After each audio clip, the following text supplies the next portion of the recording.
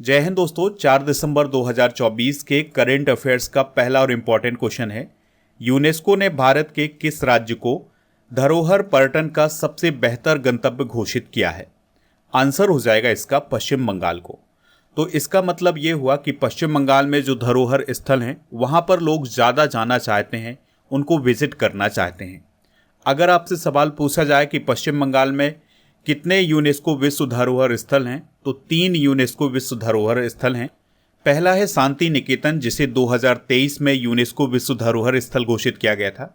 दूसरा है Darjeeling Himalayan railway, जिसे 1999 में, और तीसरा है सुंदरबन राष्ट्रीय उद्यान, जिसे 1987 में यूनेस्को विश्व धरोहर स्थल घोषित किया गया था। अच्छा, बात हुई है यूनेस्को की, तो यूनेस्को का फुल फॉर्म क्या होता है? United Nations Educational Scientific Cultural Organization. तो ये इसका फुल फॉर्म आप जरूर नोट कर लें। इसकी स्थापना हुई थी 16 नवंबर 1945 को। मुख्यालय कहाँ है इसका? पेरिस, फ्रांस में। और इसके वर्तमान में महानिदेशक हैं ऑड्रे आजोले, और इसके मेंबर हैं 193 और 11 इसके सहयोगी मेंबर हैं। तो ये बेसिक जानकारी आप नोट कर लें। चलिए कुछ इंपॉर्टेंट करंट अफेयर्स डिस्कस करते हैं। तो इटली में सबसे ज़्यादा यूनेस्को विश्व धरोहर स्थल हैं, और इटली में 60 यूनेस्को विश्व धरोहर स्थल हैं। इस बात को आप ज़रूर याद रखिएगा। और फिर उसके बाद चाइना में 59 यूनेस्को विश्व धरोहर स्थल हैं। भारत में कितने यूनेस्को विश्व धरोहर स्थल हैं? 43। 2024 में असम राज्य के मोइदम को भारत का 43वां यूनेस्को विश्व धरोहर स्थल घोषित किया गया है।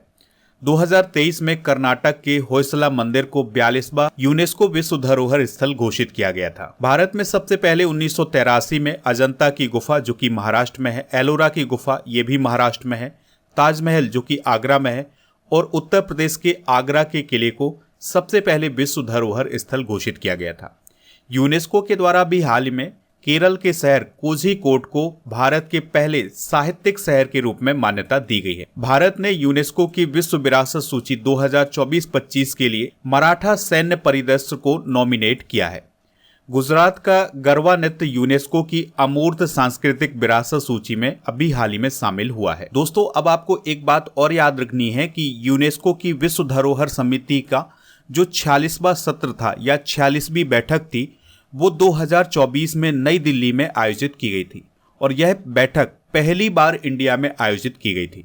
इस बात को आप जरूर याद रखिएगा। आप इस पूरे लेक्चर को बहुत ही ध्यान से लास्ट तक देखिएगा। लास्ट में आपसे क्वेश्चन पूछा जाएगा, जिसका आंसर कमेंट बॉक्स में बताना है। अगर आप चैनल पर पहली बार आए हैं तो चैनल को सब्सक्राइब कर लें, बेल आइकन भी दबा लें, जिससे आपको समय पर सबसे पहले नोटिफिकेशन मिल सकेगा। जो लोग हमसे नए जुड़ रहे हैं उनके लिए बता दें कि आप स्टडी करके ऐप को इंस्टॉल कर लें। इसका लिंक डिस्क्रिप्शन बॉक्स में दिया गया है। तो ऐप पर दोस्तों नवंबर 2024 के करंट अफेयर्स की ई बुक अपलोड कर दी गई है। तो इस ई बुक को आप वहां से प्राप्त कर सकते हैं, हिंदी और इंग्लिश दोनों मीडियम में। तो ई बुक वाले सेक्शन पर आपको ये करंट अफेयर्स की ई बुक मिल जाएगी। अगला क्वेश्चन है, केंद्र सरकार जीडीपी गणना के लिए आधार वर्ष को 2011-12 से संशोधित कर क्या करेगी? आंसर हो जाएगा 2022-23। अब इस क्वेश्चन को हम बहुत ही सरल भाषा में समझ लेते हैं। तो अगर हम वर्तमान की बात करें तो भारत की जो जीडीपी की तुलना होती है वो 2011-12 के वर्ष के आधार पर होती है। लेकिन अब सरकार ये करना चाहती है कि अब आने वाले समय में जो जीडीपी की तुलना हो वो 2022-23 के आंकड़ों के आधार पर हो। अब जीडीपी का फुल फॉर्म क्या होता है? Gross domestic product. तो जीडीपी किसी भी देश में एक निश्चित अवधि में उत्पादित सभी वस्तुओं और सेवाओं के मौद्रिक मूल्य को कहते हैं। यानी कि किसी निश्चित अवधि में जितनी भी वस्तुओं का प्रोडक्शन होता है, उनका जो मूल्य होता है, और जो सर्विसेज होती हैं, जो सेवाएं होती हैं, उनका जो मौद्रिक मूल्य होता है, वह जीडीपी कहलाता है। यह किसी भी देश की आर्थिक गतिविधि का सबसे ज़्यादा इस्तेमाल किया जाने वाला माप है। यानी कि किसी भी देश की प्रगति उसकी जीडीपी से मापी जाती है। नेक्स्ट क्वेश्चन है, भारत का कौन सा शहर 20वीं एशियाई महिला हैंडबॉल चैंपियनशिप 2024 की मेजबानी कर रहा है? आंसर हो जाएगा नई दिल्ली। तो नई दिल्ली में 3 दिसंबर 2024 से 20वीं एशियाई महिला हैंडबॉल चैंपियनशिप की शुरुआत हुई है। दोस्तों, पहले इस चैंपियनशिप का आयोजन कजाकिस्तान में किया जाना था, लेकिन बाद में इसका ट्रांसफर हुआ है इंडिया में। तो इंडिया पहली बार इस चैंपियनशिप की मेजबानी कर रहा है। इस बात को आप जरूर याद रखिएगा। इस चैंपियनशिप में 8 टीमों ने हिस्सा लिया है, जिसमें इंडिया की टीम भी शामिल है। दोस्तों, यह चैंपियनशिप हर 2 साल में आयोजित की जाती है और इसकी सबसे सफल टीम है साउथ कोरिया। साउथ कोरिया की टीम ने इसको 16 बार जीता हुआ है और इसका आयोजन एशियन हैंडबॉल फेडरेशन के द्वारा करवाया जाता है। एशियन हैंडबॉल फेडरेशन की अगर हम बात करें तो इसका गठन हुआ था 1974 में। इसके मेंबर हैं 40 और इसका हेडक्वार्टर है कुवैत देश में। हैंडबॉल किस प्रकार का गेम होता है? तो दोस्तों, हैंडबॉल फुटबॉल की तरह ही एक प्रकार का खेल होता है। तो फुटबॉल में पैर का यूज किया जाता है, लेकिन हैंडबॉल में हाथ का यूज किया जाता है। कुछ इंपॉर्टेंट करंट अफेयर्स डिस्कस करते हैं जो कि स्पोर्ट्स से रिलेटेड हैं। तो अभी हाल ही में पीवी सिंधु और लक्ष्य सेन ने 2024 का सैयद मोदी इंटरनेशनल चैंपियनशिप का खिताब अपने नाम किया है। और दोस्तों, ये चैंपियनशिप बैडमिंटन से रिलेटेड है, इस बात को आप याद रखिएगा। अभी हाल ही में नाडा के द्वारा डोपिंग उल्लंघन के मामले में बजरंग पुनिया को 4 साल के लिए बैन किया गया है। बजरंग पुनिया का संबंध रेसलिंग से है। 13 वर्ष के वैभव सूर्यवंशी आईपीएल इतिहास के सबसे युवा खिलाड़ी बने हैं। उन्हें राजस्थान रॉयल्स की टीम ने 1.10 करोड़ रुपए में खरीदा है। अच्छा, आप कमेंट बॉक्स में ये बताएं कि आईपीएल इतिहास के सबसे महंगे खिलाड़ी कौन बने हैं। ठीक है, तो इसका जवाब आप कमेंट बॉक्स में जरूर दें। एंटोन सेन ने अभी हाल ही में चाइना मास्टर्स 2024 का खिताब जीता है। चाइना मास्टर्स भी बैडमिंटन से रिलेटेड है। रितिका हुड्डा ने विश्व सैन्य चैंपियनशिप में अभी हाल ही में गोल्ड मेडल जीता है। North east United football club ने गवर्नर्स गोल्ड कप 2024 का टाइटल जीता है। वीमेंस एशियन चैंपियंस ट्रॉफी 2024 का टाइटल भारत ने चाइना को हरा करके जीता है और ये चैंपियनशिप हॉकी से रिलेटेड थी और इसका आयोजन बिहार के राजगीर में किया गया है। भारत 2025 में पहले खो खो विश्व कप की मेजबानी करेगा और पश्चिम बंगाल ने अभी हाल ही में 4थी राष्ट्रीय फिन स्विमिंग चैंपियनशिप जीती है। अगला क्वेश्चन है, 3 दिसंबर 2024 को भारत सरकार के सुगम्य भारत अभियान के कितने वर्ष पूरे हो गए हैं? आंसर हो जाएगा 9 वर्ष। तो भारत सरकार के द्वारा दिव्यांग लोगों के लिए एक अभियान चलाया जाता है जिसका नाम है सुगम्य भारत अभियान। तो इसके अब 9 वर्ष पूरे हो गए हैं। इस अभियान की शुरुआत की गई थी 3 दिसंबर 2015 को। शुरुआत किसने की थी? पीएम नरेंद्र मोदी ने। इसका उद्देश्य क्या है? पूरे भारत में जो दिव्यांग लोग हैं उनके लिए सार्वभौमिक पहुंच प्राप्त करना, यानी कि जो दिव्यांग लोग हैं वो सभी जगह पहुंच सकें, उनकी किस प्रकार से हेल्प की जाए, इसके लिए यह कार्यक्रम चलाया जाता है। आप सभी को याद रखना है कि 3 दिसंबर को हर साल अंतर्राष्ट्रीय विकलांग दिवस मनाया जाता है। नेक्स्ट क्वेश्चन है, रायथू भरोसा योजना किस स्टेट में शुरू की गई है? आंसर हो जाएगा तेलंगाना। तो तेलंगाना राज्य में एक नई योजना शुरू की गई है जिसका नाम है रायथू भरोसा योजना। इस योजना की शुरुआत तेलंगाना के सीएम रेवंत रेड्डी ने की है। अच्छा, रायथू का मतलब क्या होता है? किसान। इस बात को आप याद रखिएगा। तो इस योजना के तहत 15,000 प्रति एकड़ वार्षिक सहायता प्रदान की जाएगी किसानों को। योजना की बात हुई है तो कुछ प्रमुख योजनाएं डिस्कस करते हैं। जैसे संकल्प पहल की शुरुआत हिमाचल प्रदेश में की गई है। पीएम ई ड्राइव योजना भारी उद्योग मंत्रालय के द्वारा शुरू की गई है। वृंदावन ग्राम योजना मध्य प्रदेश सरकार के द्वारा शुरू की गई है। मुख्यमंत्री सुख शिक्षा योजना की शुरुआत हिमाचल प्रदेश में की गई है। सुभद्रा योजना ओडिशा सरकार में शुरू की गई है। इस योजना के माध्यम से महिलाओं को 10,000 रुपए एक वर्ष में प्रदान किए जाएंगे। ठीक है। मुख्यमंत्री महिला सम्मान योजना की शुरुआत नई दिल्ली में की गई है।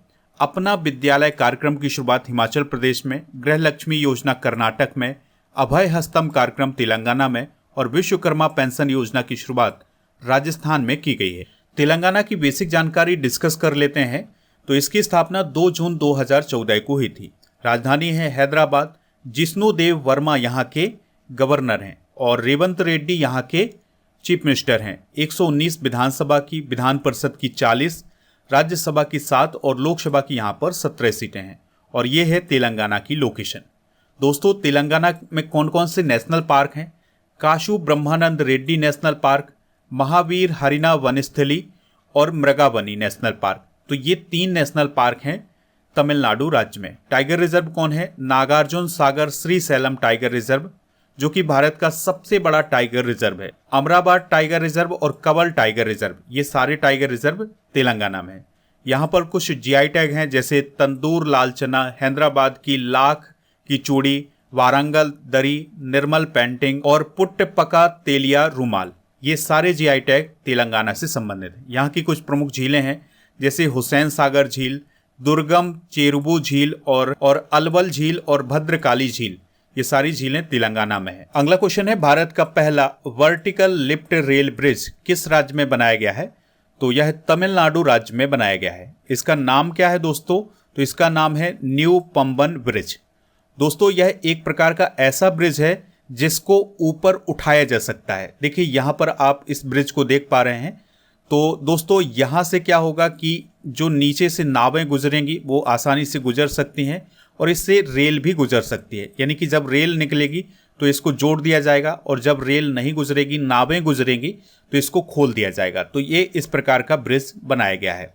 यह तमिलनाडु के मंडपम को रामेश्वरम से जोड़ता है और इसे रेल विकास निगम लिमिटेड यानी RVNL ने बनाया है। इसकी लंबाई है 2.07 किलोमीटर की। इसकी लागत है 550 करोड़ रुपए की और इसको बनाने की जो शुरुआत है वो 2019 में हुई थी और यह पुल समुद्र में बना हुआ है, इस बात को भी आप याद रखिएगा। 2024 की प्रथम घटनाएं डिस्कस करते हैं। तो भारत का पहला आयुर्वेदिक कैफे कहाँ स्थापित किया गया है? नई दिल्ली में स्थापित किया गया है। भारत के पहले स्किल इंडिया सेंटर का उद्घाटन संबलपुर ओडिशा में किया गया है। सेमीकंडक्टर नीति को लागू करने वाला पहला स्टेट कौन है? गुजरात। ट्रैफिक ऑडिट कराने वाला पहला राज्य कौन है? बिहार। समान नागरिक संहिता लागू करने वाला पहला राज्य कौन है? उत्तराखंड। स्पेस में सर्वाधिक समय बिताने वाले व्यक्ति कौन है? ओलेग कोनोनेंको, जो कि रूस के हैं। भारत का UPI स्वीकार करने वाला पहला यूरोपीय देश कौन है? फ्रांस। भारतीय सेना की पहली महिला सूबेदार कौन बनी है? प्रीति रजक, जो कि मध्य प्रदेश से संबंधित हैं। और जाति जनगणना शुरू करने वाला दूसरा राज्य कौन है? भारत का आंध्र प्रदेश। अच्छा, जाति जनगणना शुरू करने वाला या आयोजित करने वाला भारत का पहला राज्य कौन है? ये आप कमेंट बॉक्स में बताएं। इसके अलावा भारत की पहली सौर ऊर्जा संचालित नाव की शुरुआत कहाँ की गई है? सरयू नदी में। भारत की पहली 100% इलेक्ट्रिक बाइक टैक्सी की शुरुआत असम में की गई है। PM विश्वकर्मा योजना लागू करने वाला पहला UT कौन है? यानी यूनियन टेरिटरी या केंद्र शासित प्रदेश कौन है? जम्मू कश्मीर। भारत का पहला गर्ल्स सैनिक स्कूल कहाँ शुरू किया गया है? मथुरा, उत्तर प्रदेश में। देश का पहला डार्क स्काई पार्क कहाँ स्थापित किया गया है? पेंच टाइगर रिजर्व में, जो कि महाराष्ट्र में है। अगला क्वेश्चन है, भारत में किस कंपनी ने ऐप के माध्यम से देश में पहली जल परिवहन सेवा शुरू की है? आंसर हो जाएगा उबर। तो दोस्तों उबर ने जम्मू कश्मीर के श्रीनगर शहर में स्थित डल झील पर शिकारा की बुकिंग के साथ भारत में अपनी पहली जल परिवहन सेवा शुरू की है। यानी जिस प्रकार से आप उबर के माध्यम से टैक्सी बुक करते हैं, उसी प्रकार से आप श्रीनगर में जो डल झील है वहाँ पर शिकारा को बुक कर सकते हैं। शिकारा एक प्रकार की नावें होती हैं, यहाँ पर आप उसको देख भी सकते हैं। तो ये डल झील में काफ़ी देखी जाती हैं। तो अब आप शिकारा को भी बुक कर सकते हैं उबर के माध्यम से। ठीक है, तो श्रीनगर में शुरू की गई ये जो सेवा है, यह उबर कंपनी की एशिया में शुरू की गई पहली सेवा है। यानी कि अब पानी में भी उबर को बुक किया जा सकता है, उसकी शिकारा को बुक किया जा सकता है। बात हुई है डल झील की, तो यह जम्मू कश्मीर के श्रीनगर में स्थित है और यह बुलर झील के बाद जम्मू कश्मीर में दूसरी सबसे बड़ी मीठे पानी की झील है। डल झील को कश्मीर के मुकुट का गहना भी कहा जाता है और यह 3 तरफ से पीर पंजाल पहाड़ों से घिरी हुई है और इसकी जो तट रेखा की लंबाई है वो 15.5 किलोमीटर की है।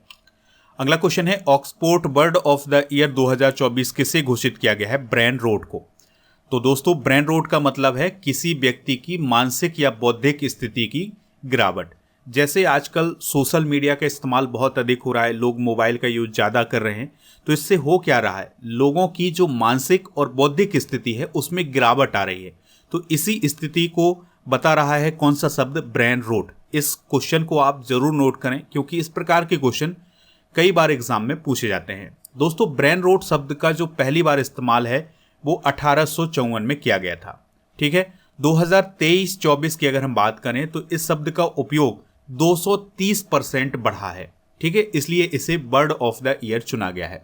बात हुई है ऑक्सफोर्ड की, तो ऑक्सफोर्ड डिक्शनरी के बारे में आप सभी लोग जानते होंगे। ठीक है, तो ऑक्सफोर्ड यूनिवर्सिटी भी आपको याद रखना है कि ये इंग्लैंड के ऑक्सफोर्ड शहर में है।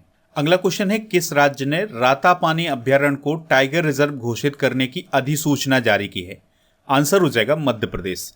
तो हाल ही में मध्य प्रदेश सरकार ने रातापानी अभ्यारण्य को टाइगर रिजर्व घोषित करने की अधिसूचना जारी की है और यह जो अभ्यारण्य है यह रायसेन और सीहोर जिले में स्थित है। इस प्रकार से यह मध्य प्रदेश का 9वां टाइगर रिजर्व बनने जा रहा है। इसका जो कोर एरिया है वो है 763.812 वर्ग किलोमीटर का। अभी हाल ही में मध्य प्रदेश सरकार के द्वारा शिवपुरी जिले में स्थित माधव राष्ट्रीय उद्यान को भी टाइगर रिजर्व घोषित करने की अधिसूचना जारी की थी। 2022 की गणना के अनुसार मध्य प्रदेश में टाइगर की संख्या कितनी है? 785। मध्य प्रदेश में कौन कौन से टाइगर रिजर्व हैं? Kanha tiger reserve, Bandhavgarh tiger reserve, Pench tiger reserve, Panna tiger reserve, Satpura tiger reserve, Sanjay Dubri tiger reserve, Nauradehi tiger reserve और माधव टाइगर रिजर्व। ठीक है, अब आने वाले समय में जो रातापानी वन्यजीव अभ्यारण्य है उसे भी टाइगर रिजर्व घोषित किया जाएगा। मध्य प्रदेश की अगर हम बात करें तो इसका गठन 1 नवंबर 1956 को हुआ था। भोपाल कैपिटल है। जिलों की संख्या है 55 और राज्यपाल हैं मंगूभाई छगन भाई पटेल। मुख्यमंत्री हैं मोहन यादव। विधानसभा की 230, राज्यसभा की 11 और लोकसभा की यहाँ पर 29 सीटें हैं। मध्य प्रदेश में अभी हाल ही में आईपीएस कैलाश मकवाना को नया डीजीपी नियुक्त किया गया है। लाडली बहना योजना की शुरुआत मध्य प्रदेश में ही की गई है। गोंड पेंटिंग को अभी हाल ही में जीआई टैग दिया गया है। यह मध्य प्रदेश से रिलेटेड है। 50वां खजुराहो नृत्य महोत्सव खजुराहो में आयोजित किया गया है और मध्य प्रदेश के ग्वालियर में अटल स्मारक बनाया जाएगा और मध्य प्रदेश का बुरहानपुर देश का पहला हर घर जल प्रमाणित जिला अभी हाल ही में बना हुआ है। अगला क्वेश्चन है, हाल ही में किस देश ने पेड क्लाइमेट लीव की शुरुआत की है? आंसर हो जाएगा स्पेन। तो दोस्तों, हाल ही में स्पेन की गवर्नमेंट के द्वारा पेड क्लाइमेट लीव की शुरुआत की गई है। इसके तहत कर्मचारियों को मौसम की आपात स्थिति के दौरान यात्रा से बचने के लिए 4 दिनों तक की छुट्टी मिल सकती है। यानी कि अगर मौसम बहुत अधिक खराब है तो ऐसी स्थिति में जो कर्मचारी हैं वो छुट्टी ले सकते हैं और कितने दिन की? 4 दिन की छुट्टी ले सकते हैं। दोस्तों, बात करते हैं स्पेन की, तो यह यूरोप महाद्वीप का एक देश है। यहाँ पर आप इसको देख सकते हैं और यह यूरोप के दक्षिण पश्चिम में स्थित है। इसकी सीमा भूमध्य सागर से लगती है, फ्रांस देश से लगती है और बिस्के की खाड़ी से भी इसकी सीमा लगती है। इसके अलावा इसकी सीमा अटलांटिक महासागर और पुर्तगाल से लगती है। पिरेनीज पर्वत स्पेन को फ्रांस से अलग करता है। तो ये है स्पेन और ये है फ्रांस। तो इसके बीच में कौन सा पर्वत है? पिरेनीज पर्वत। टैगस, इब्रो और ड्यूरो स्पेन की प्रमुख नदियां हैं। कैपिटल है इसकी मैड्रिड और जो करेंसी है वो है यूरो। प्रधानमंत्री हैं पेट्रो सांचेज। नेक्स्ट क्वेश्चन है, राजेंद्र प्रसाद जी की जयंती कब मनाई जाती है? तो हर साल 3 दिसंबर को राजेंद्र प्रसाद जी की जयंती मनाई जाती है। दोस्तों, डॉक्टर राजेंद्र प्रसाद 1950 से 1962 तक भारत के पहले राष्ट्रपति रहे हैं। उन्हें 1962 में भारत रत्न से सम्मानित किया गया था। अगला क्वेश्चन है, राष्ट्रपति द्रौपदी मुर्मू ने दिव्यांग व्यक्तियों को सशक्त बनाने में योगदान के लिए कितने व्यक्तियों और संगठनों को सम्मानित किया है? आंसर हो जाएगा 33। अगला क्वेश्चन है, प्रगति को शासन उत्कृष्टता के लिए किस विश्वविद्यालय के द्वारा मान्यता दी गई है? आंसर हो जाएगा ऑक्सफोर्ड यूनिवर्सिटी। ठीक है, तो प्रगति का फुल फॉर्म क्या है? Proactive governance and timely implementation. इसको 2015 में प्रधानमंत्री नरेंद्र मोदी जी के द्वारा लॉन्च किया गया था और इसका उद्देश्य है सरकारी परियोजनाओं की निगरानी करना और उनकी समीक्षा करना। तो इसी को अभी हाल ही में मान्यता प्रदान की गई है। किसके द्वारा? ऑक्सफोर्ड यूनिवर्सिटी के द्वारा। अगला क्वेश्चन है, किस राज्य सरकार ने प्रत्येक उपखंड के लिए कम से कम एक कानूनी सलाहकार की नियुक्ति करने का फैसला किया है? आंसर हो जाएगा पश्चिम बंगाल। अगला क्वेश्चन है, जुलाई सितंबर 2024 में सबसे अधिक एफडीआई भारत को किस देश से प्राप्त हुआ है? आंसर हो जाएगा सिंगापुर। एफडीआई का मतलब क्या है? Foreign direct investment. इसका मतलब यह हुआ कि सिंगापुर देश भारत की कंपनियों में सबसे ज़्यादा इन्वेस्टमेंट कर रहा है। अब हम रिवीजन करेंगे कल के करेंट अफेयर्स का। महाकुंभ मेला किस राज्य का 76वां जिला बना है? उत्तर प्रदेश। डोनाल्ड ट्रंप ने किसे फेडरल ब्यूरो ऑफ इन्वेस्टिगेशन का डायरेक्टर नियुक्त किया है? काश Patel. Film fair OTT award 2024 में बेस्ट सीरीज का अवार्ड किसे मिला है? द रेलवे मैन को। एलीट 2800 एलो क्लब में शामिल होने वाले भारत के दूसरे शतरंज खिलाड़ी कौन बने हैं? अर्जुन एरिगेसी। न्यायमूर्ति मुर्दू निरूपा विंदुसनी फर्नांडो किस देश की दूसरी महिला मुख्य न्यायाधीश बनी है? श्रीलंका। भारत और किस देश ने हरिमाऊ शक्ति अभ्यास शुरू किया है? मलेशिया। यूएनसीसीडी के COP16 सत्र की मेजबानी कौन सा देश कर रहा है? सऊदी अरब। भारत और कंबोडिया के बीच पहला सिनबैक्स अभ्यास कहाँ आयोजित किया जा रहा है? पुणे में। सरस फूड फेस्टिवल का आयोजन कहाँ किया जा रहा है? नई दिल्ली में। माधव नेशनल पार्क किस राज्य का आत्मा टाइगर रिजर्व बनेगा? मध्य प्रदेश। अंतर्राष्ट्रीय गुलामी उन्मूलन दिवस कब मनाया गया है? 2 दिसंबर को। आज के जनरल नॉलेज के पिटारे में हम कुछ महत्वपूर्ण प्रश्न डिस्कस करेंगे। इंटरपोल की स्थापना कब हुई थी? 1923 में। इंटरपोल का हेडक्वार्टर कहाँ है? फ्रांस के लियोन में। अंतर्राष्ट्रीय बायोस्फीयर रिजर्व दिवस कब मनाया जाता है? 3 नवंबर को। भारत का सबसे बड़ा बायोस्फीयर रिजर्व कौन है? कच्छ की खाड़ी। भारत का सबसे छोटा बायोस्फीयर रिजर्व कौन है? डिब्रू सैखोवा, जो कि असम में है। मतदान का अधिकार किस अनुच्छेद में निहित है? अनुच्छेद 326 में। भारत की सबसे लंबी रेलवे लाइन कौन सी है? डिब्रूगढ़ से कन्याकुमारी। और आपको याद रखना है कि विश्व की सबसे लंबी रेलवे लाइन कौन है? Trans Siberian railway line. Rail budget को सामान्य बजट से किस वर्ष अलग किया गया था? 1924 में। रेल बजट को कब दोबारा 92 वर्ष बाद आम बजट में शामिल किया गया है? 2017 में। नेहरू सेतु, जो कि एक रेल पुल है, वो किस नदी पर स्थित है? सोन नदी पर। मेट्रो पुरुष के नाम से किसे जाना जाता है? इंजीनियर श्रीधरन को। डीजल लोकोमोटिव वर्क्स की स्थापना कब हुई थी? 1964 में। तो ये सारे फैक्ट आप नोट कर लें। नवंबर 2024 के करंट अफेयर्स को एक बार रिवाइज करेंगे। डोमा बोको किस देश के प्रेसिडेंट बने हैं? बोत्सवाना। एशियाई बौद्ध शिखर सम्मेलन 2024 का आयोजन कहाँ हुआ है? नई दिल्ली। किस राज्य में दीपम 2.0 योजना शुरू की गई है? आंध्र प्रदेश। अंतर्राष्ट्रीय श्रम संगठन की 352वीं गवर्निंग बॉडी मीटिंग कहाँ आयोजित की गई है? जेनेवा। वली पद्धामी का त्यौहार किस राज्य में मनाया गया है? कर्नाटक। गुजराती नववर्ष वेस्टु बरस कब मनाया गया है? 2 नवंबर को। Collins word of the year 2024 किसे चुना गया है? ब्राट को। और G20 आपदा जोखिम न्यूनीकरण कार्य समूह की बैठक कहाँ आयोजित की गई थी? बेलेम, ब्राजील में। भारत का पहला मार्स मून एनालॉग मिशन कहाँ शुरू हुआ है? लद्दाख में। 3 टेस्ट मैचों की श्रृंखला में किस टीम ने भारत को 3-0 से हराया था? न्यूजीलैंड। कल के करंट अफेयर्स में आपसे पूछा गया था कि अर्जुन एरिगेसी का संबंध किस खेल से है? तो उनका संबंध चेस से है, शतरंज से है। तो लगभग सभी लोगों ने इसका आंसर बताया हुआ है। आज का क्वेश्चन है आपके लिए, शांति निकेतन किस स्टेट में है? जो भी इसका राइट आंसर हो कमेंट बॉक्स में जरूर बताएं।